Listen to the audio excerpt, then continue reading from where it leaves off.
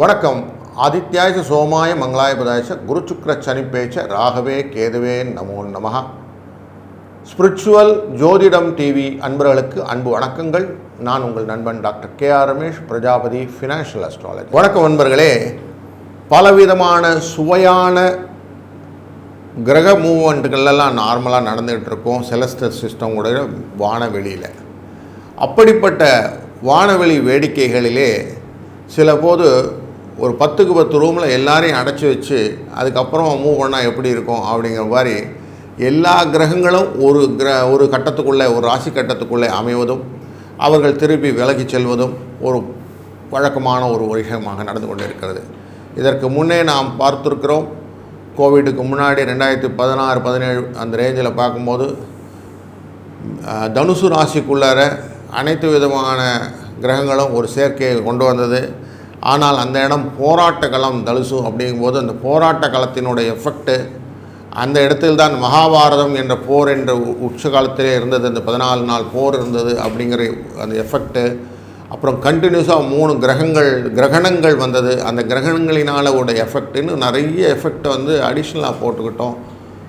அதுலேயும் குருவும் சனியும் பார்த்து கொண்ட எஃபெக்டில் வரக்கூடிய சுனாமி மாதிரி விஷயங்கள், இப்படி பலவிதமான கிரக மாற்றங்களே இந்த கிரகங்கள் தன்னுடைய பரிமாற்றங்களினாலும் பார்வைகளினாலும் ஏற்படுத்தக்கூடிய விஷயங்களை நம்ம பார்ப்போம்.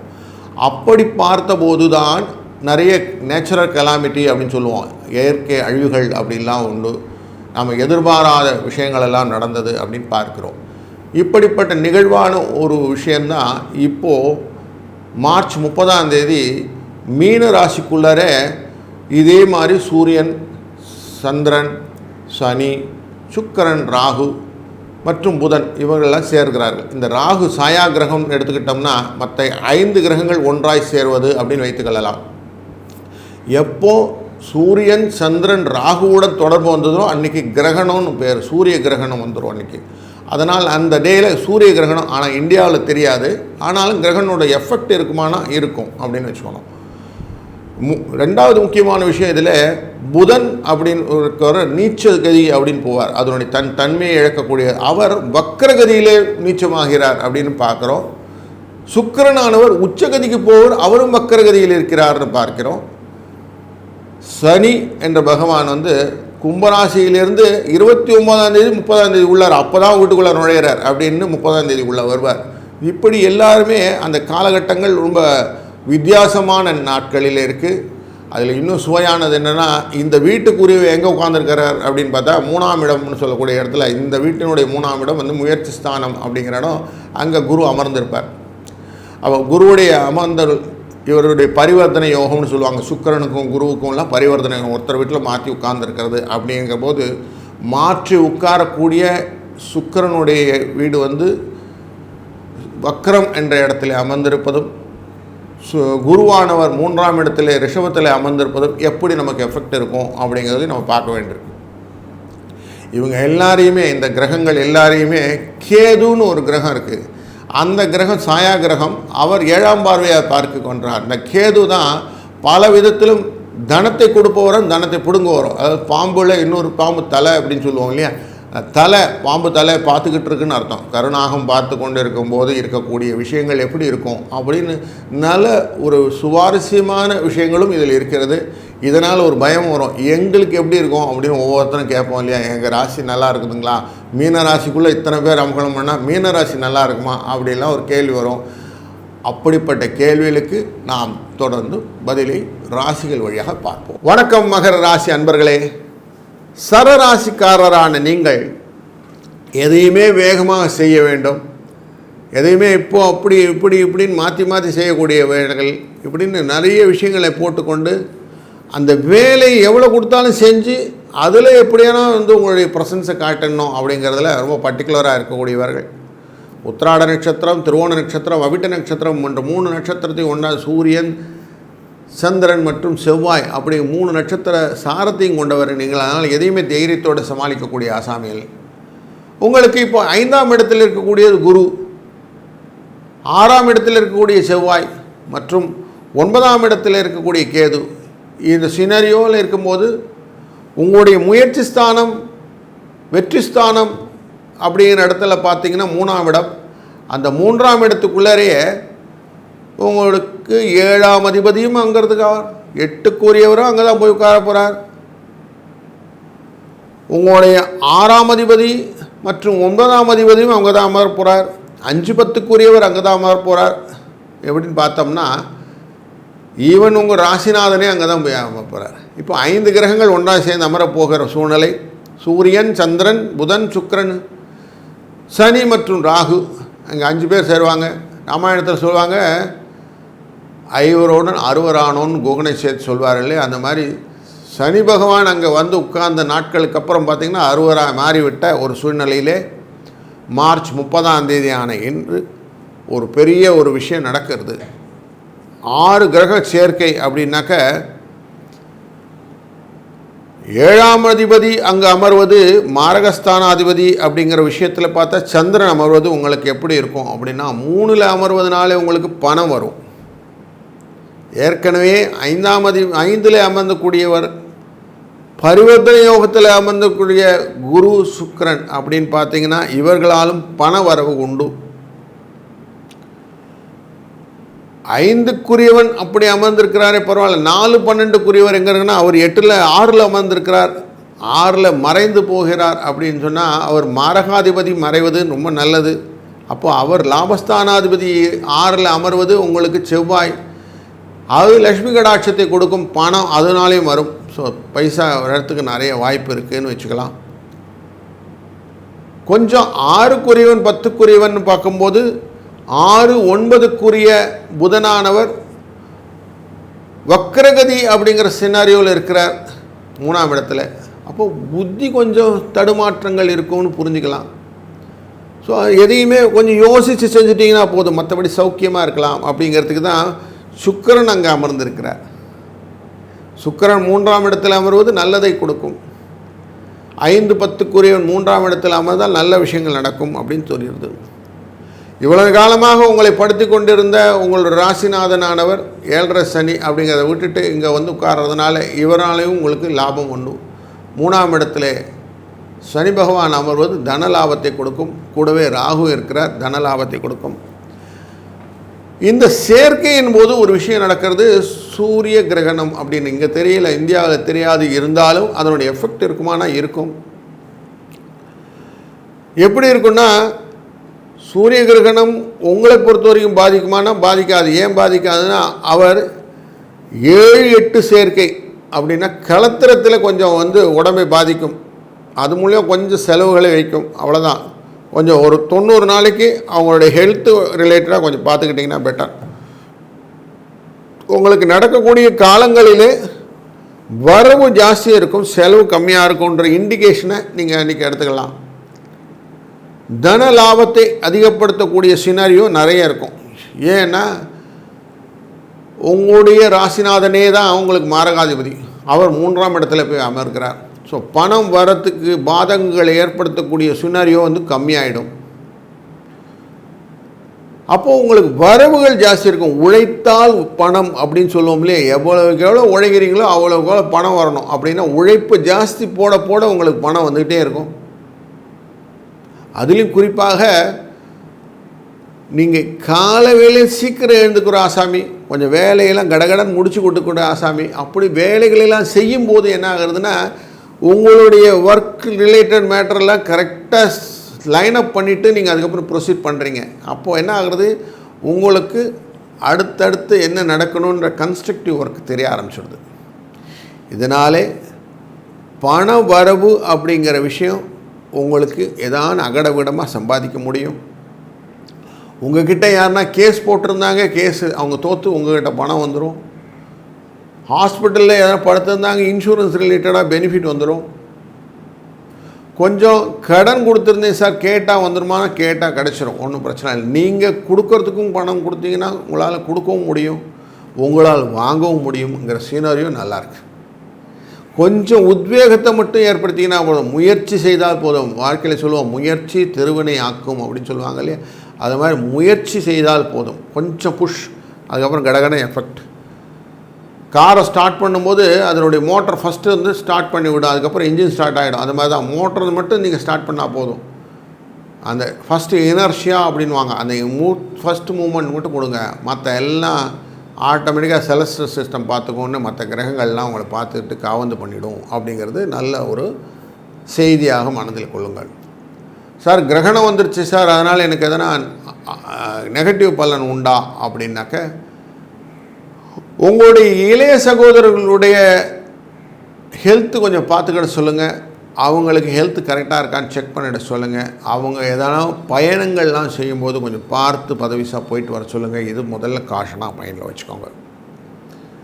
அதே மாதிரி வாகனத்திலே நீங்கள் போகும்போதும் இரவு பயணத்தை கம்ப்ளீட்டாக அவாய்ட் பண்ணிவிடுங்க. தேவையில்லாமல் அந்த ரிஸ்க் எடுக்காதீங்க, அது தேவையில்லை அப்படின்னு எடுத்துருங்க. இதனால் வரக்கூடிய செலவுகள் உங்களுக்கு உண்டுன்னு மனசில் வச்சுட்டிங்கன்னா போதும். இது ரெண்டும் கிளியர் கட். அதே மாதிரி உங்களுடைய ஒய்ஃப், ஹஸ்பண்ட் அண்ட் ஒய்ஃப் 2 பேருமே மெடிக்கல் செக்கப் அப்படிங்கிறத பண்ணிவிடுங்க. ஏன்னா 8ஆம் இடத்துக்காரரும் அமர்ந்திருப்பதனாலே அவசியம் போய் மெடிக்கல் செக்கப் பண்ணிக்கிறது ரொம்ப நல்லது. ஹெல்த் ரிலேட்டடான மெடிக்கல் செக்கப் பண்ணி உங்களுக்கு என்ன இருக்குதுன்னு பார்த்து அதுக்கான நோய் நாடல், நோய் முதல் நாடல்னு சொல்லுவான். அது மாதிரி நோய் கண்டுபிடித்து அதுக்கான சாப்பாடை முதலே சாப்பிட்டீங்கன்னா அங்கேயே அந்த செலவு கம்மியாக போயிடும். அப்போது கரெக்டாக அந்த இடத்துலையும் நீங்கள் கண்ட்ரோல் பண்ண முடியும் அப்படின்னு மனசில் வச்சுக்கிட்டிங்கன்னா, வரக்கூடிய விஷயங்களிலே வருமுன் காவாதான் வாழ்க்கை எரிமுன் வைத்தது போடு கிளம்புன்னு சொல்லுவாங்க. எதையுமே முன்னாடி முன்னெச்சரிக்கையாக செய்யலைன்னா பஞ்சு எப்படி நெருப்பு பக்கத்தில் வச்சா பற்றிக்குமோ அந்த மாதிரி இருக்குன்றனால முன்னுக்கு முன்னாவே எல்லாத்தையும் செஞ்சுட்டிங்கன்னா கடகடன் முடிஞ்சிடும். இதுதான் உங்களுக்கு பரிகாரம். அதனால் எவ்வளோ முடியுமோ ஹெல்த் செக்கப் பண்ணிக்கிறது, எவ்வளோ முடியுமோ நைட்டு ட்ராவல் பண்ணாமல் இருக்கிறது, எவ்வளோ முடியுமோ உங்களுடைய சகோதரர்களை வெளிப்பயணங்களில் கொஞ்சம் பார்த்து போயிட்டு வருதுன்னு சொல்கிறது. அதே மாதிரி பொருட்களை பத்திரமாக பார்த்து கொள்ள வேண்டும். களவு போவதற்கான வாய்ப்புகளும் உண்டு. அதனால் கொஞ்சம் இதெல்லாம் கொஞ்சம் ஸ்ட்ரிக்டாக பார்த்துட்டிங்கன்னா இந்த 5 கிரக சேர்க்கை ராகுவோடு சேர்ந்த 6 கிரக சேர்க்கை உங்களை ஒன்றும் பண்ணாது அப்படின்னு சொல்லலாம். இந்த நாளிலே உங்களுக்கு பர்சன்டேஜ் வைஸ் பார்த்திங்கன்னா ஒரு 80லேருந்து 85% உங்களுக்கு நல்லா இருக்குன்னே சொல்ல முடியும். அந்த அளவுக்கு ஒரு நல்ல ஒரு பலன்களை கொடுக்க ஒரு சேர்க்கை தான் இது. அதனால் பெருசாக பயப்படுறதுக்கு ஒன்றும் இல்லை. ஆஞ்சநேயர் அருளாலும் நவகிரகத்தின் அருளாலும் அனைத்து விதமான விஷயங்களும் உங்களுக்கு வாழ்க்கையிலே நல்லதே நடக்கட்டும். வாழ்க வளத்துடன். வணக்கம் கும்பராசி அன்பர்களே. எதையும் தீர்மானமாக யோசித்து அதன் பின்னே ஒரு காரியங்களையும் அடுத்தடுத்து என்னென்ன செய்யணும்னு சிஸ்டமேட்டிக்காக லிஸ்ட் பண்ணி அதை ஒழுங்காக நீங்களும் செய்து அடுத்தவரும் உங்களை ஃபாலோ பண்ணணும்னு எதிர்பார்க்கக்கூடிய அழகான மனப்பக்குவம் கொண்டவர்கள் நீங்கள் செய்யக்கூடிய காரியங்கள் திறம்பட செய்வீர்கள் என்று எல்லாருக்கும் தெரியும். நீங்கள் கொடுக்கக்கூடிய வார்த்தைகள் அப்படியே தீர்ப்புகளாக அவர்கள் ஏற்றுக்கொள்ளக்கூடிய ஒரு சூழ்நிலையை நீங்கள் இருப்பீர்கள்னு எல்லாருக்கும் தெரியும். அப்படி ரொம்ப சிஸ்டமேட்டிக்காக இருக்கக்கூடிய பர்சன் நீங்கள். உங்களுடைய ராசியிலிருந்து 4ஆம் இடத்திலே இப்பொழுது குருவானவர் சஞ்சரித்து கொண்டிருக்கிறார். 5ஆம் இடத்திலே செவ்வாய் சந்தரித்து கொள்ள 8லே இருக்கக்கூடியவர் கேது அமர உங்கள் ராசியினுடைய 2ஆம் இடத்திலே மீன ராசிக்குள்ளார ஒரு 6 கிரக சேர்க்கையானது இந்த மார்ச் 30ஆம் தேதி அன்று நடக்க இருக்கிறது. சூரிய சந்திர புத சுக்கிர சனி ராகு அப்படின்ற இந்த அந்த குரூப் அப்படியே ஃபுல்லாக இருக்குது. அதில் சுக்கிரனும் புதனும் வக்கரகதியிலே அமர சூரிய சந்திரன் ராகுவுடன் சேருவதனாலே கிரகண சேர்க்கை சூரிய கிரகண சேர்க்கையாக அமைகிறது. ராகு சனி சேர்க்கை நெகட்டிவ் எனர்ஜி கொடுக்கக்கூடிய விஷயங்கள் இதுவும் சேர்ந்துருக்கு. அப்படின்னால 2ஆம் இடம்னாலே குடும்பஸ்தானம், வாக்குஸ்தானம், தனஸ்தானம், உணவு பொருட்கள் சாப்பிடுவது, கொஞ்சம் வெளி விவகாரம் பார்க்குறது, ஆபரண சேர்க்கைன்னு நிறைய விஷயங்கள் இருக்குது. மாரகஸ்தானம் அப்படின்லாம் இருக்கும். அப்படிப்பட்ட இடத்துல இவங்க உட்கார்ந்துருக்கிறாங்களே சார், இதனால் எனக்கு என்ன பலன் அப்படிங்கிறது கேள்வி.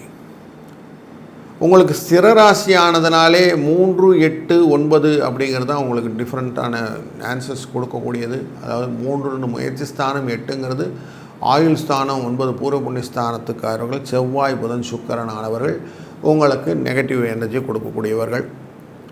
இதில் ஏற்கனவே செவ்வாயானவர் 5ல் அமர்ந்திருக்கு, உங்களுக்கு ஏற்கனவே எக்ஸ்ட்ராவாக கொஞ்சம் ப்ரெஷர்ஸ் கொடுத்துக்கிட்டு இருக்கிறாரு. அதுலேயும் 8க்குரியவர் புதன், அவர் வக்ரகதியில் வேறு அமரப்போகிறார், நீச்சத்திலே போக போகிறார் 2ஆம் இடத்துல. அவனால் புத்தி கொஞ்சம் தடுமாற்றங்கள் உண்டு. ஆனால் நார்மலாக 2ஆம் இடத்துல புதன் அமையும்போது உங்களுக்கு நல்லதே தான் கொடுப்பார், கவலைப்பட வேண்டாம். 2 அப்படிங்கிற இடம் பார்க்கும்போது உங்களுக்கு பெனிஃபிட்டை கொடுக்கக்கூடியது என்ன, 4, 8க்கும் உரியவர், 5, 8க்கும் உரியவர் அப்படிங்கிற கான்செப்டில். அதில் எப்படியாவது ஒரு இடத்துல பணம் வந்துடும், ஏதாவது ஒரு இடத்துல புத்தி கொஞ்சம் சரி பண்ணி உங்களுக்கு பைசா வர வச்சுருவார். அதனால் அது நல்ல சினாரியோ இருக்குது. 4ஆம் அதிபதி அப்படின்னு சொல்லக்கூடிய சுக்கிரனானவர் அவர் 2ல் உட்கார்றார். பரிவர்த்தனை யோகம் அப்படிங்கிறதுல சுக்கிரனும் குருவும் பரிவர்த்தனை யோகத்தை பெற்றிருக்கிறார்கள். அதனால் சுக்கிரனுடைய அனுகிரகத்தினாலே வரக்கூடியது பணம் வந்துடும். 2ஆம் இடத்துல எப்படியான உங்களுக்கு பணத்தை கொடுக்கறதுக்கான வாய்ப்புகளையும் சுக்கிரன் ஏற்படுத்தி கொடுப்பார். ஆனால் ஃப்ரெண்ட்ஸ் ரிலேட்டடாக கொஞ்சம் ஃப்ரிக்ஷன் கொடுப்பாரா அப்படின்னா, ஆமாம், ஃப்ரிக்ஷன் கொடுக்கறதுக்கான ஆப்பர்ச்சுனிட்டி குரு கொடுத்துட்ருக்கிறார். ஏற்கனவே கொஞ்சம் ஃப்ரெண்டுக்கிட்ட சண்டை இருக்குது. செவ்வாய் கொஞ்சம் ஏற்கனவே செய்ய காரியங்கள் எல்லாம் சேதப்படுத்திகிட்டு இருப்பாங்க. 8ஆம் இடத்துலேருந்து பார்க்கக்கூடிய கேது உங்களுக்கு எப்பயுமே பயத்தை கிரியேட் பண்ணிகிட்டு இருப்பார். இப்போ பயமே உங்களுக்கு அதான், என்ன பண்ணுறதுன்னு தெரிலிங்க, ஏதோ வந்துருச்சுன்றாங்க, என்ன புரியலிங்க. உங்கள் ராசியிலேருந்து 7ஆம் அதிபதியானவர் அவர் சூரியன், அவரும் சேர்ந்து உட்கார்ந்துருக்கிறாரு. 6ஆம் அதிபதியான சந்திரன் அவரும் இந்த 2ஆம் இடத்துல வந்துடுறாரு. இவங்க 2 பேர் சேர்ந்தாக்க மனக்கவலையை கொடுத்து பண விரயத்தை கொடுப்பாருன்னு மைண்டில் வச்சுக்கோங்க. உங்கள் ராசி இப்போது 7.5 சனி அப்படிங்கிறத சந்தித்து கொண்டிருக்கிறது. அதில் 7.5 சனிகளுடைய பாத சனி அப்படிங்கிற விஷயத்துக்கு சனீஸ்வர பகவான் உங்கள் 2ஆம் இடத்தில் அமர்கிறார். அவர் 2ல் அமர்வது, ராகுவோடு சேர்ந்து அமரும்போது நேச்சுரலி அதுவுமே உங்களுக்கு இனம் புரியாத சிக்னஸ் கொடுக்கும். ஸோ உடம்புல ஒரு மாதிரி மைண்ட் செட்டு கொஞ்சம் நல்லா இல்லைங்கன்ற ஒரு சினாரியோ தான் கொடுத்துக்கிட்டு இருக்கிறாரு. அப்போது ஓவராலாக பார்க்கும்போது ஒரு சிக்னஸ் இருக்கக்கூடிய சினாரியோ இருக்குது. அதில் சுக்கிரனும் புதனும் உங்களுக்கு நல்லபடியாக இருக்கிறார் அப்படிங்கிறது கிளியராக டிக் பண்ணிக்கலாம். நல்லா இருக்குது அப்படின்னு சொல்லலாம். அதாவது உங்களுக்கு கலத்திரம் அப்படிங்கிறக்கூடியவங்க நல்ல விஷயங்கள் சொன்னால் எடுத்துக்கணும், நண்பர்கள் சொன்னால் கொஞ்சம் கேட்டுக்கணும்னு மனசில் எடுத்துக்கணும். இவங்க உங்களுக்கு ஹெல்ப் பண்ண போகிறாங்க. மாற்று பாலினத்தவர்கள், ஆணாக இருந்தால் பெண், பெண்ணாக இருந்தால் ஆண், சொன்னதை கேட்பது அப்படிங்கிறது மனதில் வைத்து கொண்டீர்களான ஒரு நல்ல ஒரு மாற்றத்தை நீங்கள் இந்த காலகட்டங்களில் ஏற்படுத்தி கொள்ளலாம். குழப்பமான நேரங்களில் யார்கிட்ட போய் ஆலோசனை கேட்பது அப்படின்னா இந்த மாதிரி விஷயங்கள் பண்ணும்போது உங்களுக்கு வித்தியாசமான ஒரு ஆன்சர்ஸ் கிடைக்கும். நீங்கள் உங்கள் பார்வையிலேருந்து அவங்க பார்வை வித்தியாசப்படும், உங்களுக்கு ஆன்சர் கிடைக்கும். இல்லைன்னா என்னாகும், இந்த மாதிரி கண்டினியூவாக அந்த குழப்பத்திலே இருக்கிற மாதிரி ஒரு சினாரியோ இருக்கும். இதை போய் கேட்கும்போது என்னாகும், கிளியர் கிடைக்கும். அதனால் பண வரவு வர ஆரம்பிச்சிடும். இதுதான் சூட்சமம். ஏன்னா தனம் வேணுன்றது தான் எல்லாருக்கும் போராட்டம், பைசா வேணும். அதுலேயும் மீன ராசிக்குள்ளே இருக்கும்போது அது 12ஆம் ராசின்னு சொல்ல மட்டும் இல்லை, பூரட்டாதி அப்படிங்கிற குபேரனை வைத்து கொண்டிருக்கிறது, உத்திரட்டாதிங்கிற காமதேனு வைத்திருக்கிறது. சனீஸ்வரனையே தன்னிடம் கொடுப்பது கேட்டதெல்லாம் கொடுக்கக்கூடிய ஒரு விஷயம்னா சனீஸ்வரன் தான். அவரை போர் கொடுப்பார் இல்லை. இதையும் செய்து வைத்திருக்கிற பூரட்டாதி என்ற ராசி கட்டத்துக்குள்ளே தான் இந்த கூத்தெல்லாம் நடக்குது. அப்போது ஏதாவது கேட்டால் கிடைக்குமானா இந்த நேரத்தில் நீங்கள் கேட்டால் கிடைக்கிறதுக்கு உங்களுக்கு அட்வைசர்ஸ் வேணும். அவ்வளோதான். எக்ஸ்டர்னல் அட்வைசர் மட்டும் கொஞ்சம் வச்சுக்கணும், கரெக்டாக வச்சுட்டு அவங்க சொல்கிறது பிரகாரம் மூவ் பண்ணிகிட்டே போனீங்கன்னா போதும். நானாக யோசிக்கிறத விட அவங்க சொன்னதை கேட்டு செய்கிறது கொஞ்சம் நல்லது அப்படின்னு மனசில் வச்சுக்கோங்க. கொஞ்சம் அடுத்தவங்களை கன்சல்ட் பண்ணி செய்யக்கூடிய காரியங்கள் டெஃபினட்டாக உங்களுக்கு சக்ஸஸ் ஸ்டோரி கொடுக்கும். இதுக்கு எப்படி ரீச் பண்ணுறது, இது எப்படி பரிகாரமாக யூஸ் பண்ணுறது அப்படின்னு பார்த்தீங்கன்னா, ஒரு நல்ல விஷயமாக பக்கத்தில் இருக்க கோசாலைக்கு போங்க. பசுமாடுகள் எல்லாம் வைத்திருக்கக்கூடிய எதனா இல்லை கோனார் பக்கத்தில் ஏதாவது மாடு கீடு வச்சுருந்தாருன்னா அந்த மாட்டுக்கு உங்களால் இயன்ற ஏதாவது தீவனங்களை வாங்கி கொடுங்கள். இல்லை வாழைப்பழமான வாங்கி அதுக்கிட்ட கொடுத்துட்டு வாங்க. இதை வாரத்தில் ஒரு 2 வாட்டியான கம்பல்சரியாக செய்யுங்க. செஞ்சிங்கன்னா என்ன ஆகும்னா நேச்சுரலி கொஞ்சம் பண வரவுக்கு, தடையில்லாத பண வரவுக்கு வழி கொடுத்துக்கணும். அதே போல் வெள்ளிக்கிழமை அன்றைக்கி மொச்சை அப்படின்னு சொல்லி விற்கும். வெள்ளை கலரில் மொச்சக்கடலை இருக்கும். அந்த மொச்சையை வாங்கி அம்மன் கோயிலில் கொண்டு போய் சுண்டலுக்கு கொடுத்துடுவாங்க. தானம் அப்படின்னு சொல்லிட்டு கொடுத்துடுவாங்க. அப்படி கொடுக்கும்போது என்ன ஆகும், சுக்கிரனுடைய பரிகாரமாக மாறி இது உங்களுக்கு பலனை கொடுக்கும். இப்போ 2ம் சேர்ந்துருச்சு.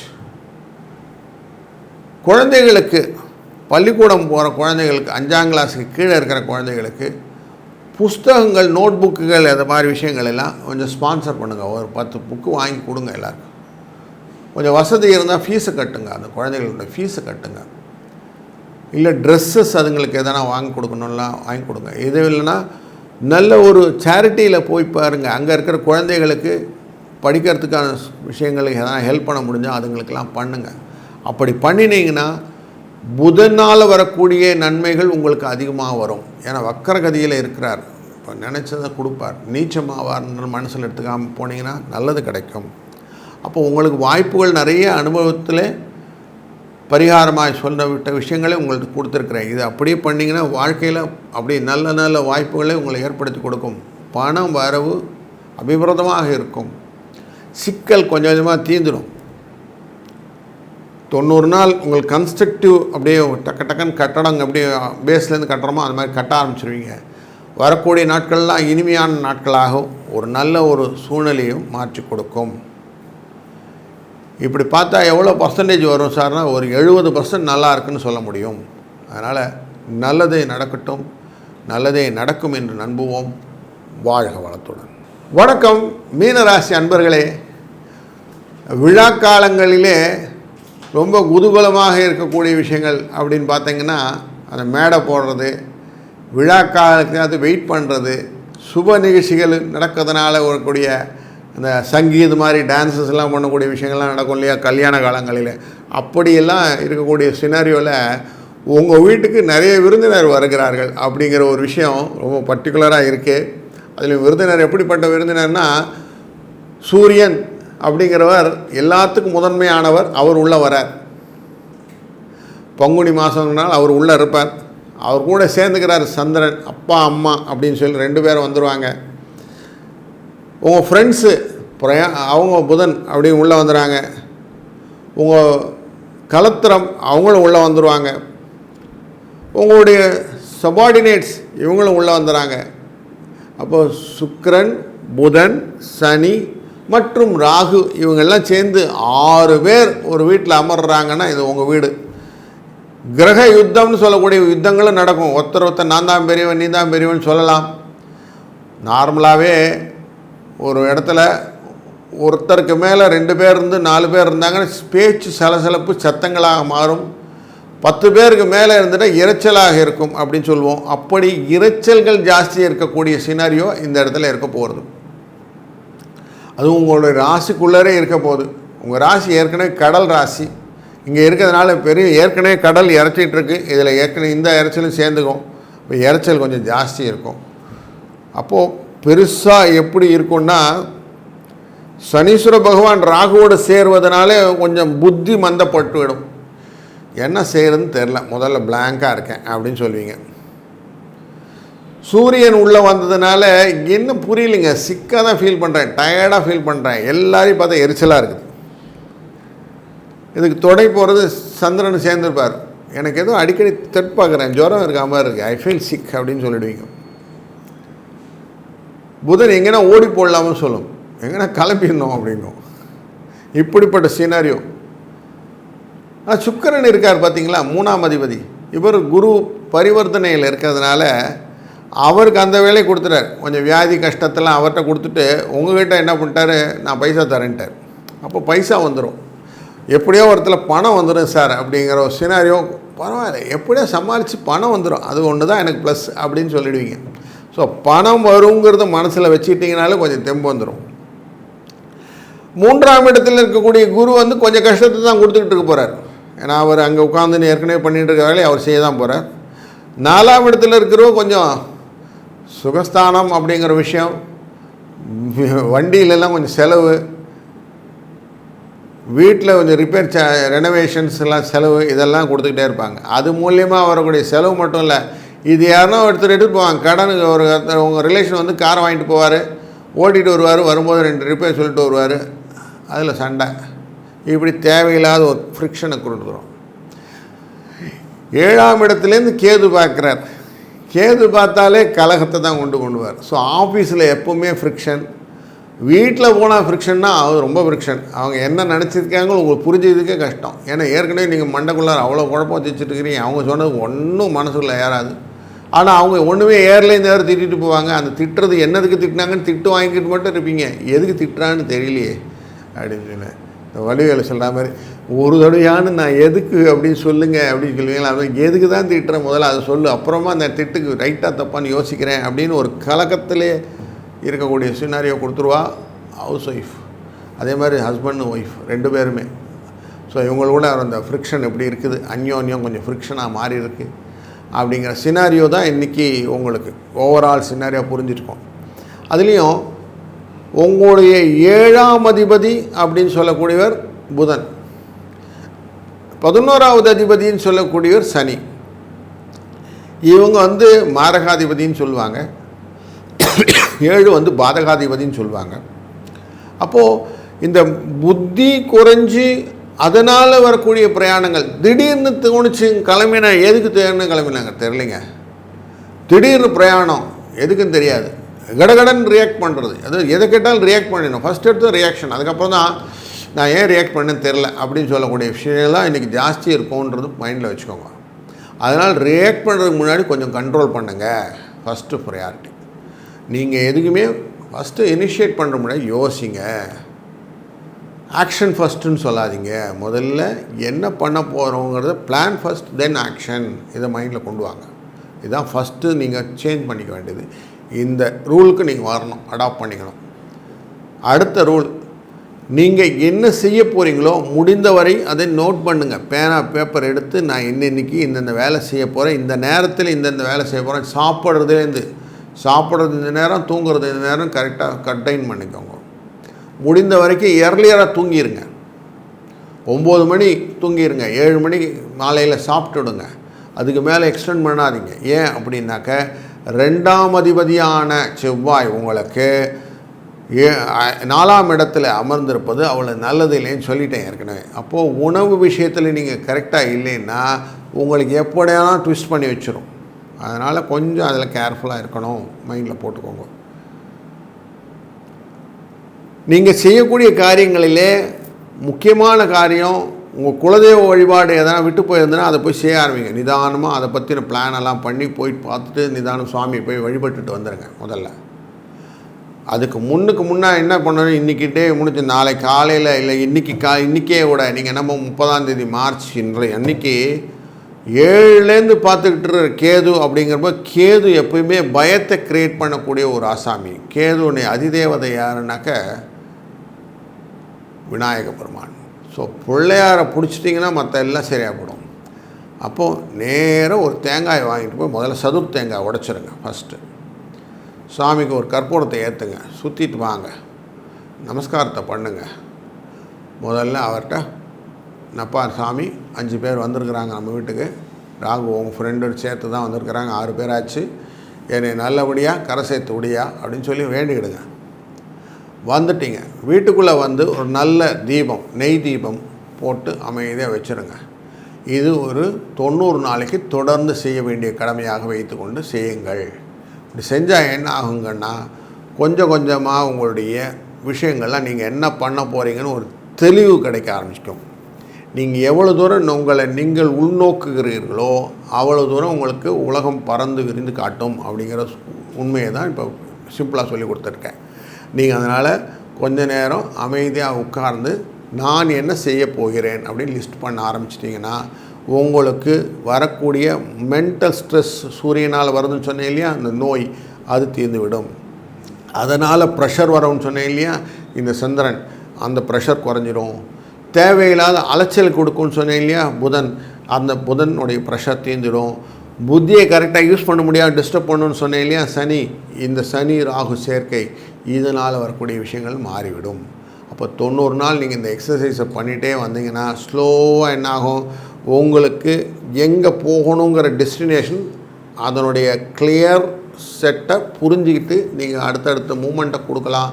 அப்படி மூமெண்ட் கொடுக்க ஆரம்பித்தா என்னாகும், உங்கள் வாழ்க்கை நீங்கள் கன்ஸ்ட்ரக்ட் பண்ணி அழகாக மூவ் பண்ணிட்டு சந்தோஷமாக பார்த்துக்கிட்டு இருக்கலாம். சந்தோஷமாக இருக்குது சார், இப்போ நல்லா மூவ் ஆகிடுச்சு சார், நான் பயந்த மாதிரி இல்லைங்க, இப்போ நல்லா இருக்குது சார்ன்னு தைரியமாக சொல்ல முடியும்.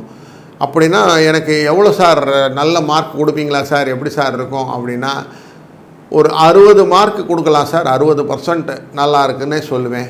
40% உங்கள் கையில் தான் இருக்குது. நீங்கள் செட் பண்ணிங்கன்னா 100% நீங்கள் சந்தோஷமாக மூவ் பண்ணி போகலாம். அப்படிங்கிறதுனால எல்லாம் வல்ல இறைவன் உங்களுக்கு அந்த அருளை வழங்கட்டும், விநாயக பெருமான் உங்களோட துணை நிற்கட்டும் என்று கேட்டு வாழ்க வளத்துடன்.